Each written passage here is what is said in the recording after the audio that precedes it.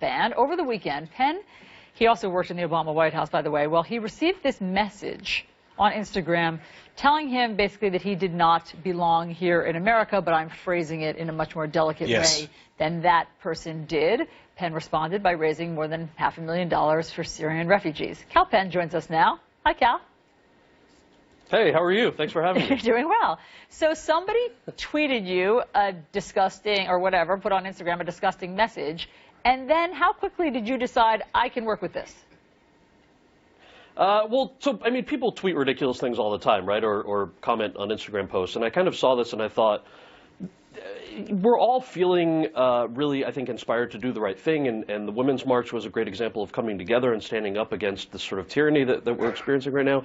And look, I'm a pretty privileged guy, right? But I was reading that comment thinking, what about the 14-year-old me or the kids who look like me out there who don't have the luxury of this kind of platform? I'm like, maybe we can raise $2,500 and show guys like that we're better than this, because I know we're better than this. And so I just set up a CrowdRise page, and the next thing you know, it's over $2,500, and it goes to 5,000, and then it goes to 25,000, and that's I mean, all I did was put up a page, right? It just speaks to the tens of thousands of people who felt the same way I did and said, let's help some refugees out. At last count, as of this moment, $516,000. And the money, look, and the money is necessary, so feel good about that. The need is still very great. Let's take off your actor hat and put on your policy wonk hat for a second, because you worked in this area and you did work in the Obama administration.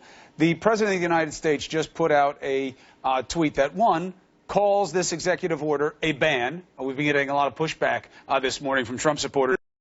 Call it a ban. Well, he says it's a travel ban. He just called it a ban. He said if the ban were announced. But I'm saying it's a ban. It's not a moratorium. It's not just a delay. It's a ban. That's what it is. Call it what it is. Yeah. That the bad would rush into the country if he had given any notice. That bad dudes, as he calls them, would have rushed in. That's not how our vetting works. How do you think the misinformation should be dealt with in terms of helping people deal with the real fear about Muslim extremism? Well, you just had service members on who I think articulated this really well. I think what the president's saying and doing is completely ridiculous. Who are these bad dudes who are miraculously coming in, you know, with 10 hours notice? Is it the Army interpreters who we detained yesterday over the weekend? I mean, these are folks who saved American soldiers' lives. Are those the people who are the bad dudes? I mean, I find that insulting, frankly, just as an American citizen, that you would infer that anybody who helped our soldiers stay alive are somehow bad dudes. We have a vetting process in place. America has been a place that welcomes people from around the world. We do it safely. We do it well. None of the countries that he targets in this ban are countries that were involved in 9/11. Egypt and Saudi Arabia are not included. Just so happens that the president has property investments in both of these countries. I mean, you don't even have to read between the lines on how ridiculous this is. It makes us less safe, which I know you guys have talked about earlier today. And thankfully, you have tens of thousands of people who are rallying around saying, this is not who we are as Americans. We're not standing up for this, and I'm hoping that, you know, what the senators are doing today on the Hill will help get rid of this executive order. So last night was the SAG Awards, and this came up, and there were lots of various celebrities who used their platform to talk about this. Maybe we have a clip that we can show you. I hope so. Watch Good this. evening, fellow SAG-AFTRA members and everyone at home. And everyone in airports that belong in my America.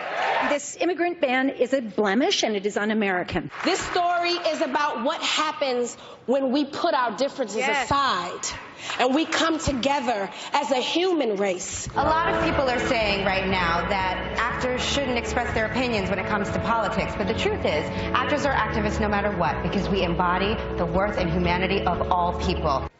Kal, what do you think about that? Does it help or hurt when privileged celebrities take a stand on these awards shows? I don't know. I mean, a reality TV celebrity just tweeted about a Supreme Court pick, so I feel like that conversation has shifted significantly now that we have one as a president. But I think everybody should speak out. I mean, look, I think if you just go back to just as an actor, right, setting up this CrowdRise page for Syrian refugees, we've had people from all 50 states who have donated from 44 countries. I think everybody has a voice right now. Everybody is speaking out. You've had, you know, people participating in the Women's March, people who congregated at airports, to support the folks who are being detained over the weekend. It's kind of a beautiful thing, and it's an opportunity for everybody, whether you're a celebrity or not, frankly, to raise your voice and make sure that we don't stand for what's happening in our names right now. Hey, Kal, what's your message out there to, as you said eloquently earlier, people who look like me, who say, wow, they hate me in this country. They really do believe that I'm a terrorist. And that's it, just a function of my faith. That's it. I don't care how they word it. That's what's going on. What do you say to them? Well, it's not true. I mean, that's not the America that I grew up in, and it's not the America that we have. And if you just look at, mentioning kind of this donor page alone, most of the donations were small dollar donations. They're from, like I said, all 50 states. I mean, these are Americans who are really coming out and saying, I want to show with $10 that this is not who we are. I want to show with a $25 donation this is not who we are. And if you're in one of those small towns, I think you're finding a lot of online in a place where we're used to seeing negatives like bullying and things like that. Now you're turning on the TV and seeing millions of people rallying around and supporting, knowing that we are not that negative country, that we're so much better and greater than that. I don't suppose you've heard from that guy. Me, I don't know. Yeah, it is inspiring, Kal. I don't suppose you've heard back from that guy who said you didn't belong in this country. No. I think I'm instead focusing on the 12,000 amazing people who have brought the pot up to $500,000. I mean, that's the, I like to focus on the positive. I like to, look, I think this is one of the lessons we learned from Barack and Michelle Obama. When they go low, we go high, and there's so much power and beauty in turning something hateful into love, and that's sort of what I feel we're surrounded by right now, which is an amazing thing. Kal Penn, thanks so much for joining us. Thank you. I appreciate it. Thanks for having me.